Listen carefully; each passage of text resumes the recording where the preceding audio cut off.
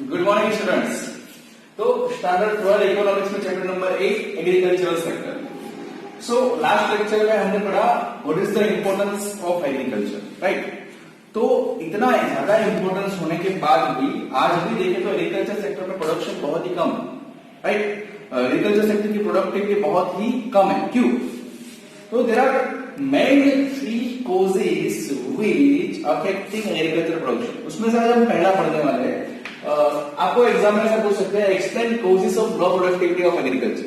तो उसमें पहला इंस्टीट्यूशनल फैक्टर, राइट। ये इंस्टीट्यूशनल फैक्टर मतलब ऐसा एक फैक्टर है। इंस्टीट्यूट मतलब यहाँ पे हम मॉडर्न नहीं, इंस्टीट्यूट मतलब हमें पीछे समझना है पास्ट में क्या होगा। उसे बोलते हैं संस्थाकीय फैक्टर, मतलब जो गवर्नमेंट डाल देती थी, थोप देती थी, ऐसे कुछ फैक्टर्स, राइट, जिसकी वजह से प्रोडक्टिविटी लो रहती है।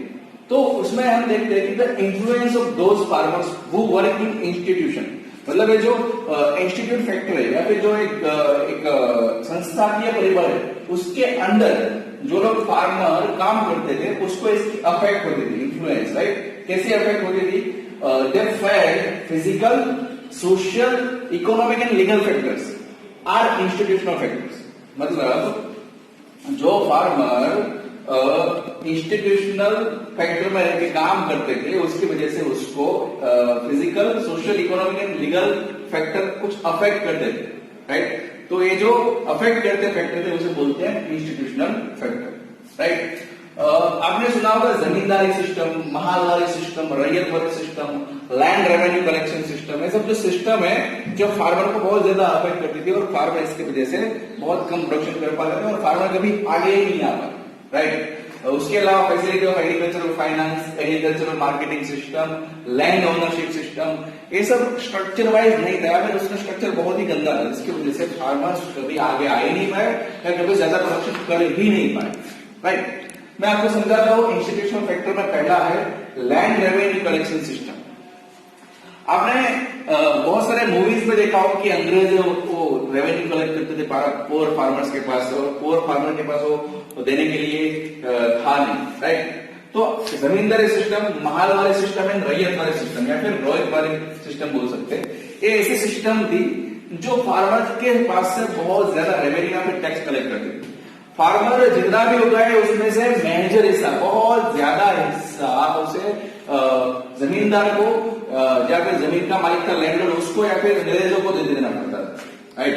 तो फार्मर के पास से पूरा खा पाए, मतलब पूरे साल खा पाए उतना ही अनाज बचता था, उतना ही प्रोडक्शन बढ़ता था, बाकी सब दे देना है उसको एज अ टैक्स।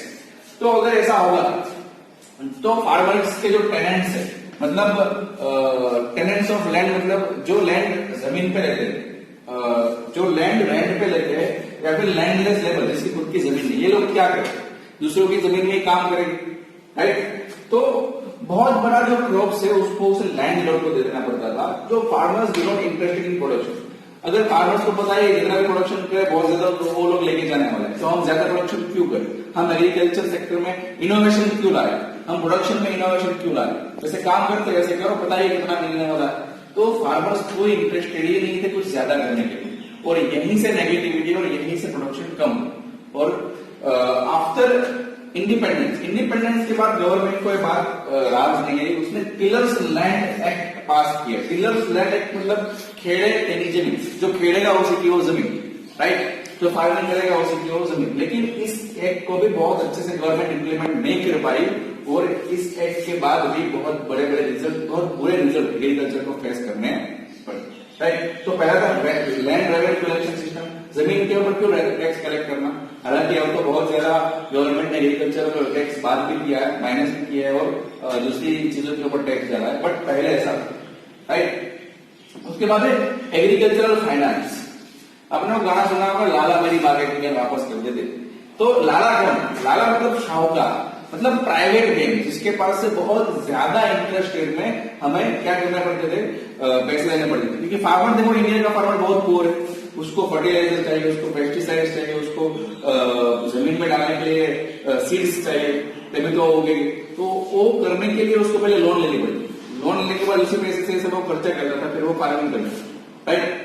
लेकिन ये जो लोन ली जाती थी वो प्राइवेट बंदों के पास से ली जाती है, और प्राइवेट बंदे बहुत ही खतरनाक है। ऐसे कोलाटरल या फिर डिपॉजिट से अपनी लैंड के कागजात रखने पड़ते थे, या फिर सोना रखना पड़ता था, जो भी वो रखना पड़ता था, राइट। कभी रेंट बारिश अच्छी ना हो तो क्रॉप फेल देते थे, ये लोग पैसे नहीं चुका पाते, राइट। तो 1 लाख की लोन है, उसके ऊपर बहुत ज्यादा इंटरेस्ट हो जाता था, 50,000 1 लाख इंटरेस्ट, तो 1 लाख की लोन के बदले में 2 लाख देंगे। अगर 1 साल खेल गया तो सोचो उसका इंटरेस्ट पैसे बढ़ते ही जाते थे, बढ़ते ही जाते थे। फिर वो जो प्राइवेट बंदा था जिसने लोन दी वो जमीन जब्त कर लेता था, राइट। तो बहुत गंदा सिस्टम था। 1951 में हमारे इंडिया में जितने भी एग्रीकल्चर फाइनेंस होते थे उसमें 71.6%, approximately 72% agriculture finance was manage by private person या प्राइवेट इंस्टीट्यूशन, राइट। लेकिन जैसे ही इंडिपेंडेंस के बाद गवर्नमेंट ने बैंक को क्या किया, नेशनलाइज किया। मतलब जो प्राइवेट बैंक, प्राइवेट इंस्टीट्यूशन था उसको नेशनल बैंक या गवर्नमेंट बैंक बनाया। उसके बाद 1975 में आरआरबी मतलब रीजनल रूरल बैंक का एस्टेब्लिशमेंट गवर्नमेंट ने किया, और 1982 में नाबार्ड का एस्टेब्लिशमेंट किया। नाबार्ड मतलब national bank for agriculture and rural development, right. NABARD rural और एग्रीकल्चर डेवलपमेंट के लिए गवर्नमेंट ने बैंक एस्टेब्लिश की। इस बैंक के थ्रू गवर्नमेंट फार्मर्स को गवर्नमेंट बहुत सस्ते रेट में लोन देती है, और कई बार सब्सिडी भी देती है, और कई बार लोन वेव मतलब माफ भी कर देती है, राइट। तो फार्मर्स को क्या हुआ, जो लोन था उसका कॉस्टिंग कम हुआ, कॉस्टिंग कम हुआ तो उसका प्रोडक्शन बढ़ा, प्रोडक्शन के साथ साथ प्रॉफिट भी बढ़ा, राइट। तो ये बहुत बड़ा फायदा हुआ फार्मर्स को। और उसके बाद जो प्राइवेट सेक्टर लोन देते थे वो उसका हिस्सा 71.6% से डाउन होकर टोटल 27% ही रह गया। तो एग्रीकल्चर फाइनेंस के बाबत में भी एग्रीकल्चर फार्मर्स को बहुत फेस करना पड़ा, और उसको प्रोडक्शन भी कम हुआ करता है, राइट। उसके बाद है एग्रीकल्चरल मार्केटिंग। एग्रीकल्चर मार्केटिंग सबसे पहले एग्रीकल्चर मार्केट की बात करूं तो सबसे पहले विलेज से लेके फार्मर्स को अपने गांव से लेके जो एग्रीकल्चर का मार्केट होता है वहां जाने के लिए प्रॉपर ट्रांसपोर्टेशन नहीं था, प्रॉपर रोड नहीं थे, राइट। एंड एग्रीकल्चर मार्केट है ना, जब ओपन होता था तब उसके डिफरेंट रेट होते थे। सीजन जब ओपन होता था तब उसके डिफरेंट रेट होते थे, और सीजन जब एंड हो जाता था तब उसके रेट डिफरेंट होते थे, मतलब बहुत सस्ता हो जाता था, राइट। तो बेनिफिट्स किसको मिलता था, कभी फार्मर को नहीं मिलता था, राइट। जो हाई रेट है उसका बेनिफिट कौन लेके जाता था, होल्डर्स। होल्डर्स मतलब जिसने संभाल के गुड्स रखा है, एग्रीकल्चर के प्रोडक्शन संभाल के रखा है, या फिर जो ट्रेडर्स होते थे वो एग्रीकल्चर प्रोडक्शन का लाभ पूरा ले चले। फार्मर्स को एकदम सस्ते रेट में बेच देना, ठीक है। ट्रेडर्स में होल्डर्स वो लोग संभाल के रखते थे, जब रेट बढ़ते थे तब बेचते थे। आपको लोगों सर फार्मर को नहीं पता होता था कब रेट बढ़ता है, फार्मर को पता नहीं होता। अगर पता होता, क्यों, इंटेलिजेंट नहीं थे, पढ़े लिखे नहीं थे, फिर उसको पता होता था, फिर भी उसके हाथ में थोड़ी सीजन कब स्टार्ट करे, सीजन कब एंड करे, right. So farmers with debt forces to sell. कई बार क्या होता है, फार्मर्स के पास डेट हुआ करता है, उसने किसी के पास से लोन लिए प्राइवेट बंदे से, तो प्राइवेट बंदा क्या बोलता था, कोई भी रेट आए तो बेच दे, मुझे मेरे पैसे वापस करो। और फार्मर्स को उसके दबाव में आके ना चाहते हुए भी चीजें बेचनी पड़ती क्योंकि उसको लोन वापस करनी है।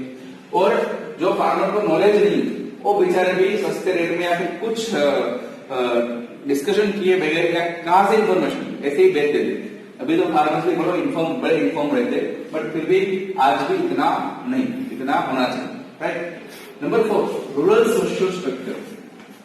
अब गांव का स्ट्रक्चर आपने देखा होगा, रिलीजियस ऑर्थोडॉक्स पीपल, राइट, जो सोसाइटी में मानते। Rural society is bound with old tradition and structure. पुराना जमाना, पुराना ट्रेडिशन, पुराना स्ट्रक्चर। वो मानते थे कि नेचर ने हमें प्रॉब्लम दी है, सोसाइटी ने हमें प्रॉब्लम दी है, तो हमारे अच्छे के लिए वो प्रॉब्लम को एक्सेप्ट करो, वो लोग एक्सेप्ट कर लेते, राइट। उसमें रहना पसंद करते थे, उसमें से बाहर निकलना उसको पसंद नहीं है, क्योंकि वो बिलीव करते थे यही नेचर है, राइट। तो वो कल्टिवेशन क्यों करते थे, सिर्फ अपने सब्सिस्टेंस, हम जी पाए, खा पाए, हमारा गुजारा निकल जाए, बस इतना काफी, इतना ही कल्टिवेशन करते थे। उसको ज्यादा कल्टिवेशन में ज्यादा कमाने में इंटरेस्ट नहीं था, उसको मतलब मोटिवेशन ही नहीं था कि हम कोई इकोनॉमिक डेवलपमेंट अटेन करें, हम ज्यादा कल्टिवेशन का डेवलपमेंट करें, हम हमारे इनकम में इंक्रीज करें, उसे कुछ ऐसा समझ नहीं रहा। क्यों मानते थे हमें नेचर ने प्रॉब्लम दी है तो हमें वो एक्सेप्ट करनी चाहिए, राइट। तो ये सब चीजें भी थी जिसकी वजह से उसकी प्रोडक्टिविटी, फार्मर्स की प्रोडक्टिविटी बहुत ही लो है, राइट। आज हम पढ़े explain causes of low productivity of agriculture में पहला कोज इंस्टीट्यूशनल फैक्टर में land and revenue collection system, agriculture finance, agriculture marketing and rural social structure, right. तो बस आज के लिए इतना ही। Thank you for the day.